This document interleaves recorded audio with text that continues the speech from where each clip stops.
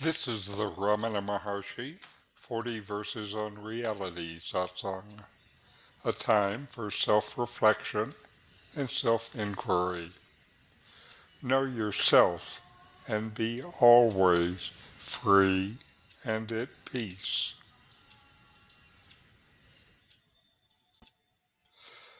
I'm Richard Clarke, hosting this satsang. Welcome.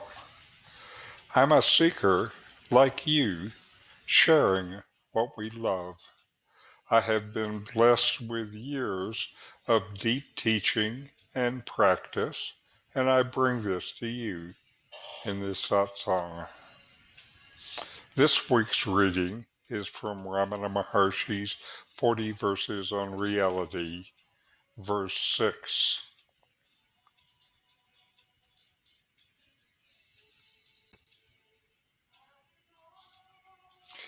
These are Ramana's words.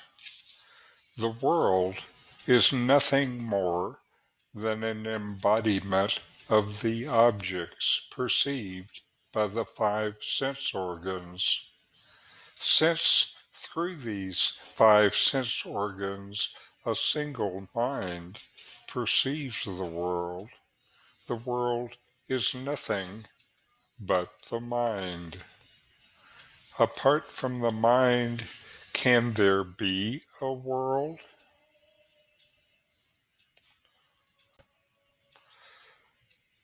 Your idea of a world and mental model of that world is based on your sense perceptions of it and the ideas that spring from these sense perceptions.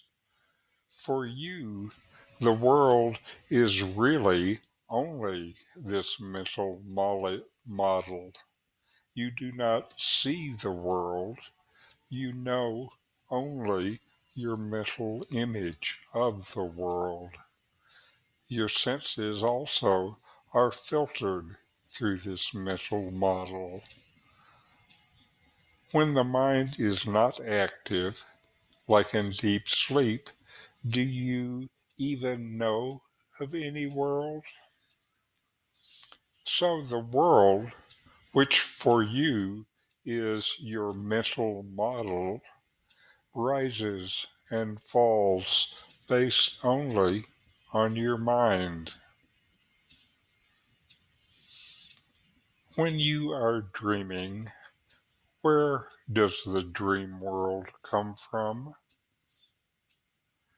This dream world has the same sense of reality and sense of knower and the known as the world in the waking state. What do these two worlds have in common? It is only the mind that knows them. Now to our videos for the week. First is Swami Sarvapriyananda, and he asks, who is the witness of the mind?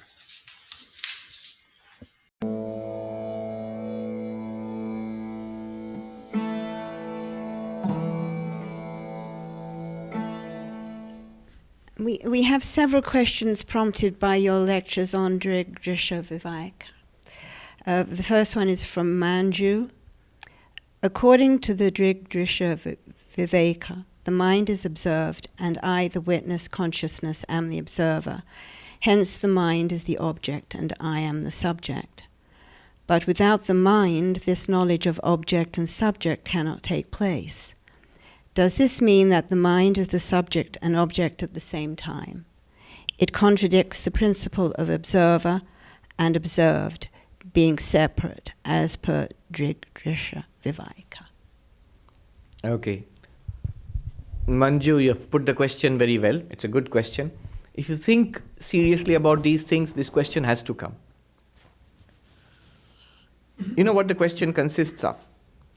Drisha Viveka says the observer and the observed are separate. Clearly, it works very well when you say The first verse of the Drig-Driksha Viveka says, the world of forms is the observed and the eyes are the observer and they are separate. That's different, this is different. Clear enough. The eyes are the observed. You know, your eyes are open, closed, you need glasses, all these things you know. Who knows? The mind knows. And the eyes and the mind are separate.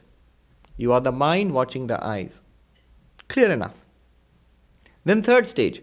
The mind is also the observed. You know when you are happy. You know the misery. You know that you understand. You know that you do not understand. You know that you can remember. You know that you cannot remember. All of the activities of the mind are clearly evident to something within you. So that something is the witness of the mind, and the mind is something separate from the witness. You are the witness of the mind, and through the mind, the witness of the body, and through the mind and the body, witness of the world. Okay, this is what the first verse says. Now here, a discerning person will say, hold on. Eyes are separate from the object, clear enough. Okay. One step back. Eyes are separate from the mind. Eyes are a different entity. Mind is a different entity. Clear enough. Because the mind observes the eyes. But the thoughts of the mind are evident to me. Isn't it the mind itself observing the mind? Why are you saying that there is a witness apart from the mind? Right? That's the question. It's an important question. If you actually understand the question, you are halfway towards enlightenment. And if you get the answer to the question, you are enlightened.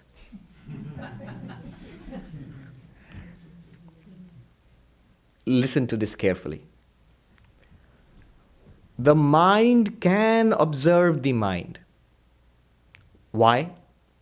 How? You see, what's the function of the mind? What's the function of the eyes? To see.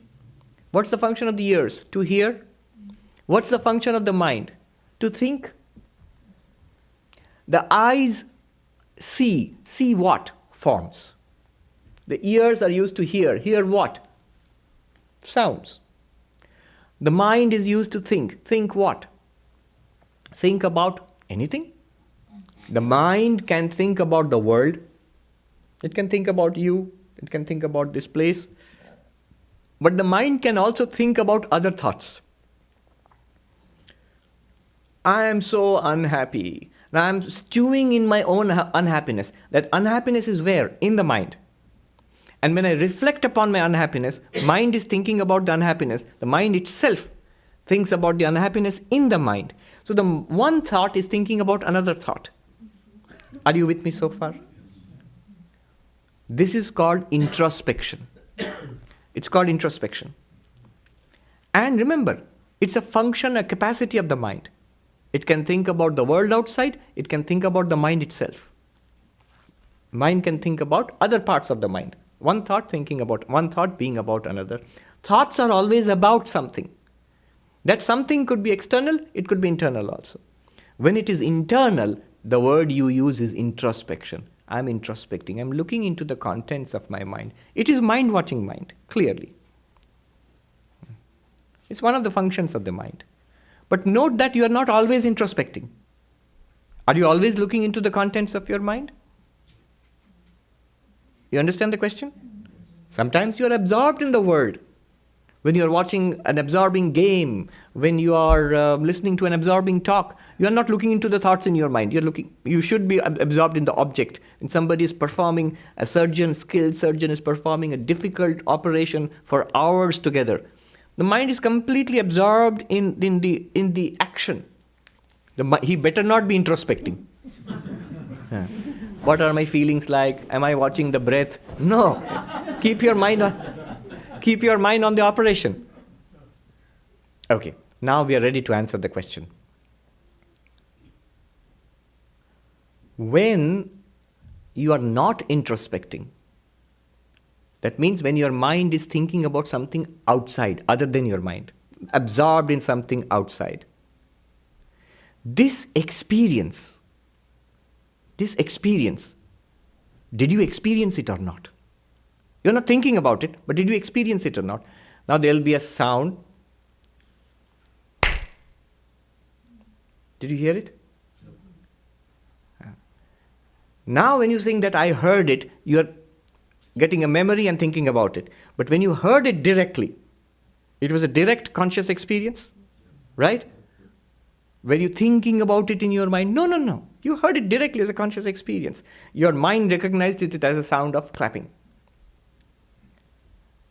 And then when you look inside, okay, I remember I just experienced the Swami clapping his hands. That's the mind thinking about another thought. In both these cases, there is experience. Something is experiencing these things. When the mind is looking and thinking about things in the world, it is experienced. By what? When the mind is thinking about another thought, both of these are experienced. By what? Do you see? That one is the witness. That one is not the mind thinking about the mind. Mind thinking about the mind is one capacity of the mind. It's called introspection. But the witness is what illumines when the mind is not thinking about the mind, a sudden experience of the clap of a sound, yes. Then when you think about that experience of hearing a clap, mind is thinking about the mind, that is also illumined by the same witness. What is that witness?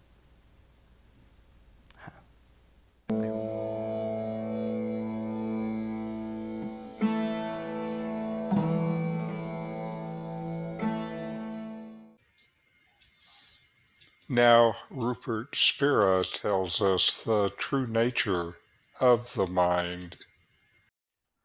Nevertheless, I still feel like Jane having to go through a process of waking up to know that I'm Mary. Yes, that may be so. So, as Jane, ask yourself recognize you're Jane. What's your name? Bob. So, on this occasion, Mary has dreaming that she's Bob. And Bob realizes, Bob is wandering around the streets of London, and let's say no,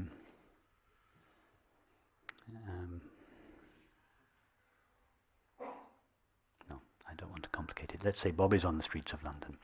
So Bob realizes that everything he knows, all his experience, or all his knowledge and experience, is refracted through the prism of his mind.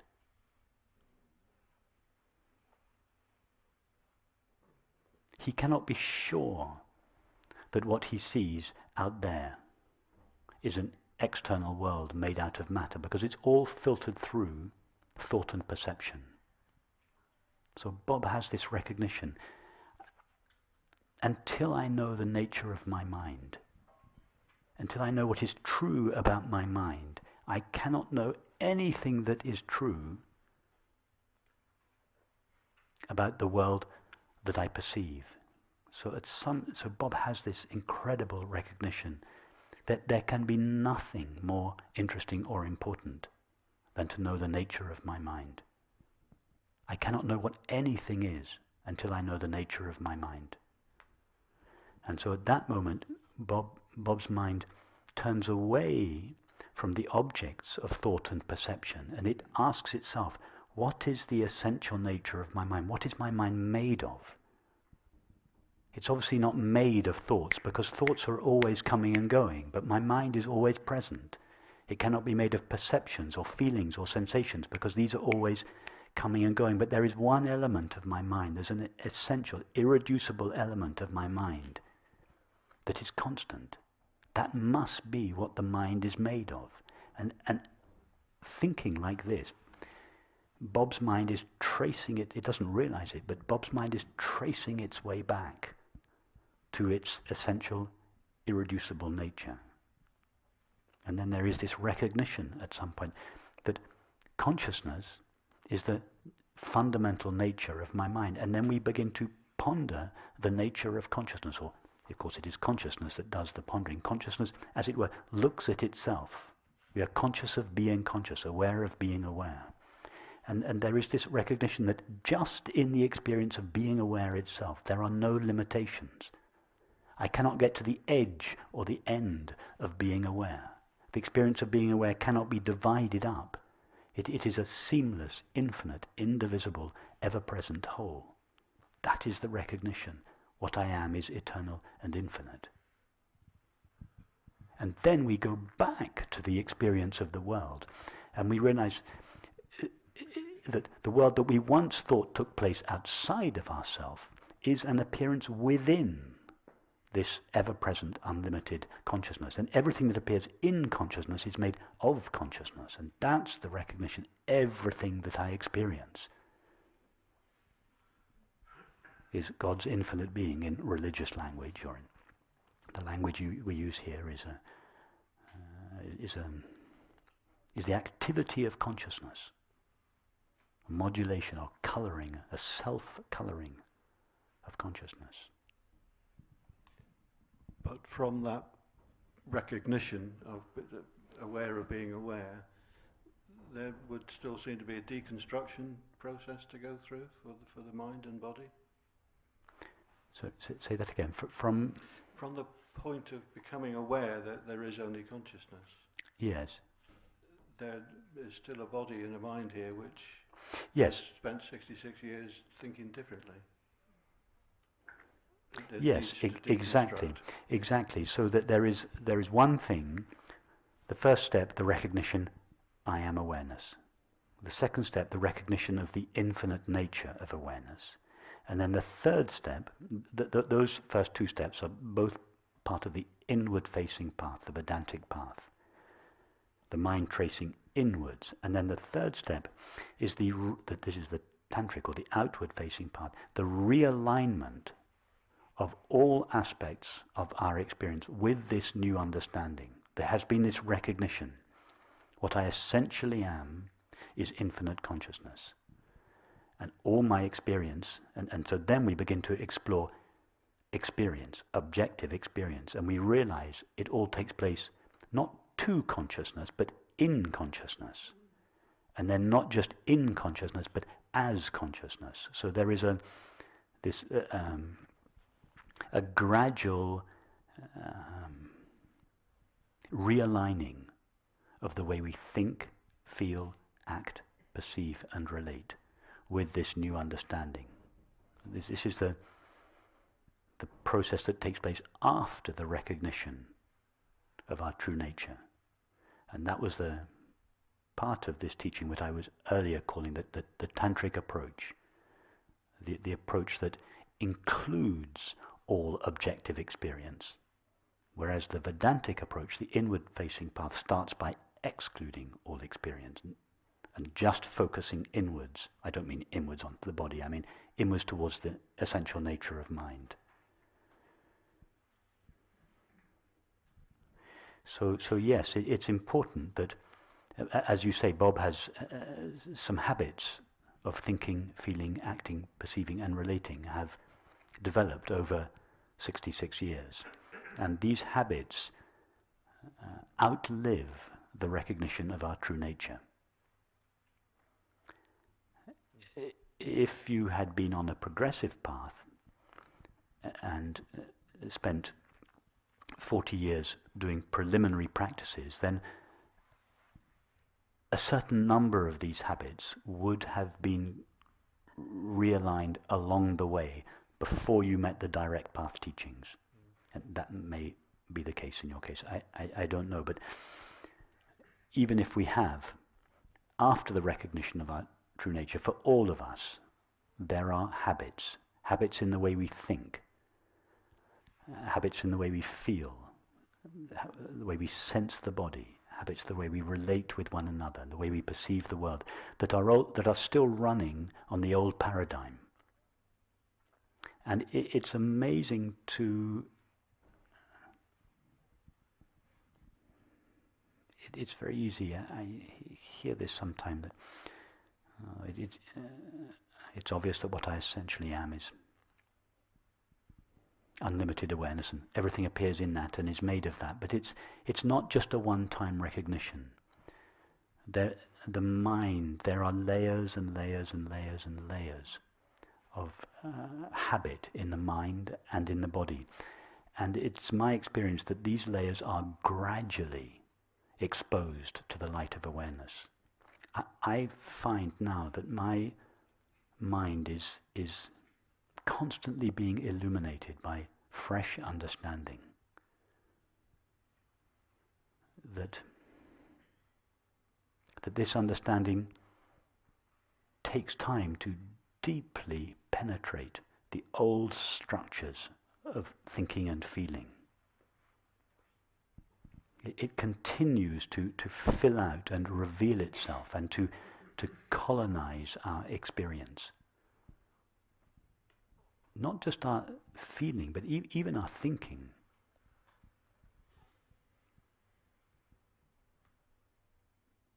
In fact, I don't think we can ever say this colonization or permeation of our experience by the light of awareness ever comes to an end. I hope it doesn't. Thank you. That's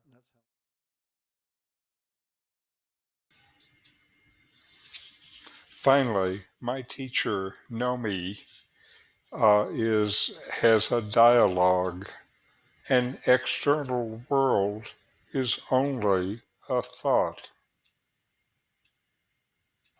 I would like to clarify the relationship between consciousness and thought a bit more.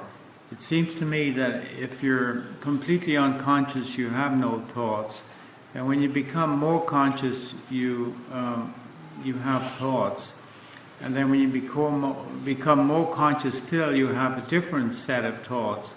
And also, I think there's it's from my experience, there's a state where you have no thoughts, there's just silent consciousness. But are you perceiving thoughts like a radio? You're taking them from outside, or is thoughts coming out of consciousness? Or what is the intimate relationship between consciousness and thoughts?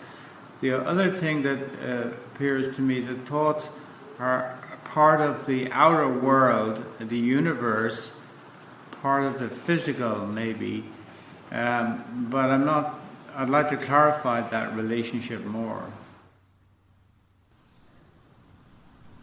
The idea that there is something physical, an external world, is itself merely a thought.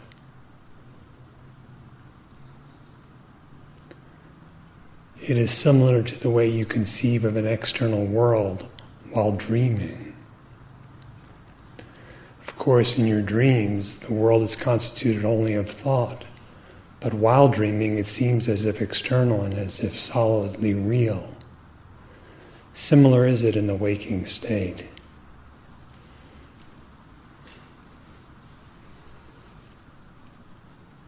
There are times when thoughts appear, such as in the waking and dreaming states. There are times when thoughts vanish, such as in deep dreamless sleep, or when someone supposedly goes unconscious. That is to say, they lose sensory perception and mental conception, but they do not lose consciousness. Consciousness still is.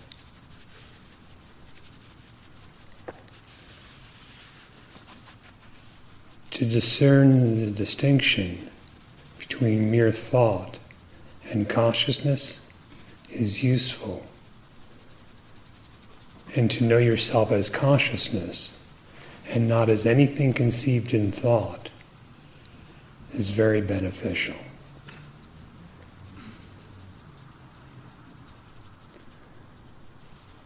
Thoughts do not exist apart from the knowledge of them. The knowledge of them cannot be another thought, for one thought does not know another. Nor can thoughts know themselves. They are not self-luminous. Something else knows them. The known in the forms of thought appears and disappears. The knower, the thought-free consciousness, does not appear and disappear, but simply exists, and that eternally so.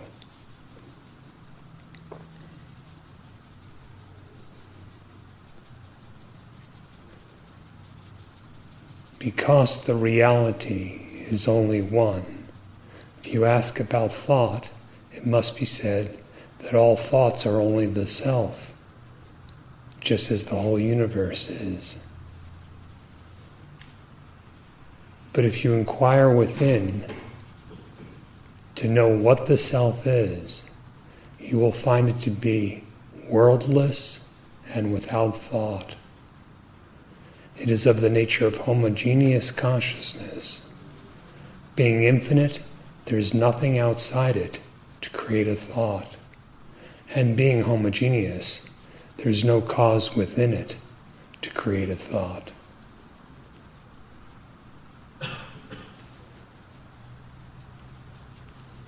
Therefore, if you examine the nature of thought in meditation deeply, you will find that there is no such thing as thought. You will find that out by the dissolution of the notion of yourself as being a thinker.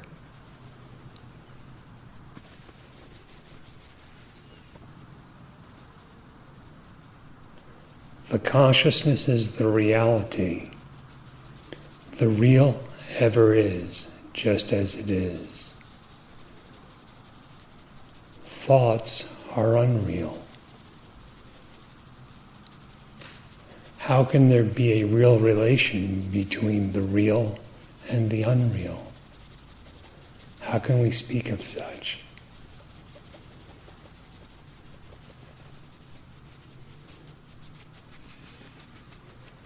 Contemplate it. If thoughts are unreal, should we give up reading? What makes you think of that? Because why put all the attention on the unreal when we can be putting it into silence or consciousness, pure consciousness, which is real? Yes, but why do you associate such with an action? With an action? Sorry, I don't quite understand that. The idea of doing something or not doing something is just an idea. The reality is found in inner knowledge, not by action.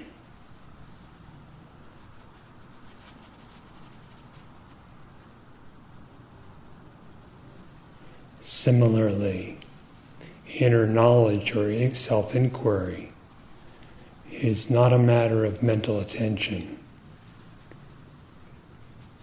Rather, that which knows the mental attention should know itself.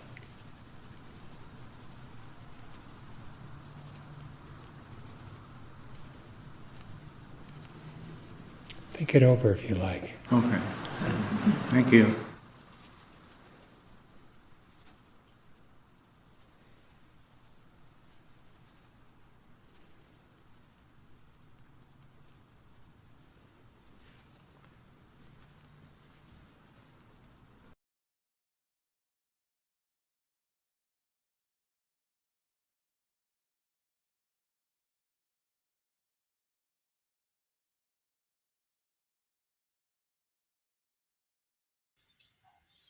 And now we will take a little bit of time for some meditation.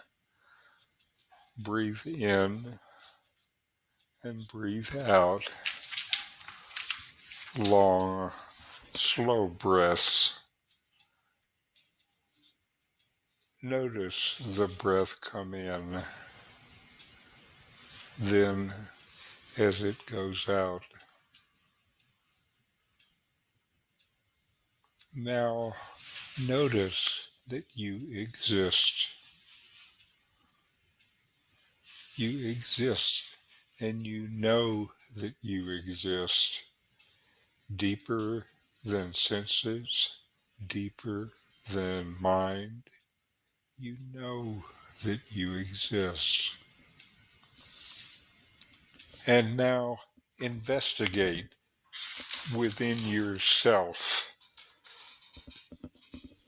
When you dream, everything in the dream seems real. Where does the reality of this dream world come from?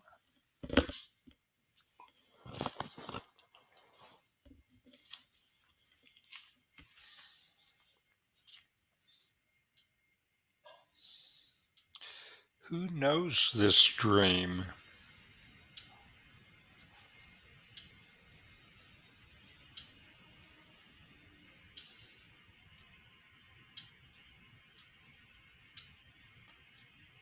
The knower is always real.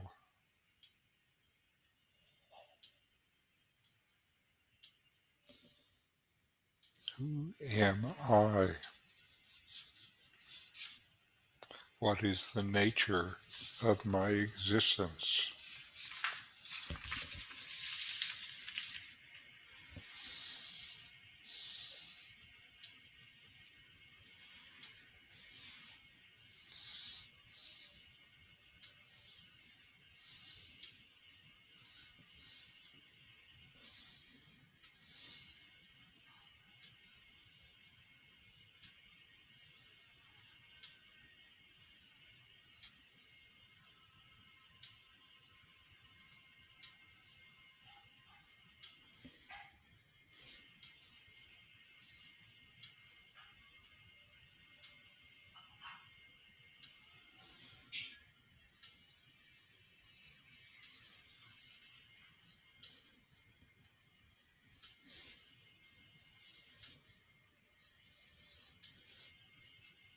All right.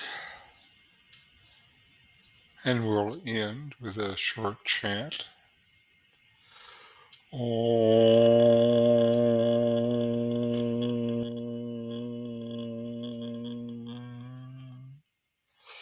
Shanti, Shanti, Shanti. Om. Peace, peace, peace. Thank you for letting me share this with you.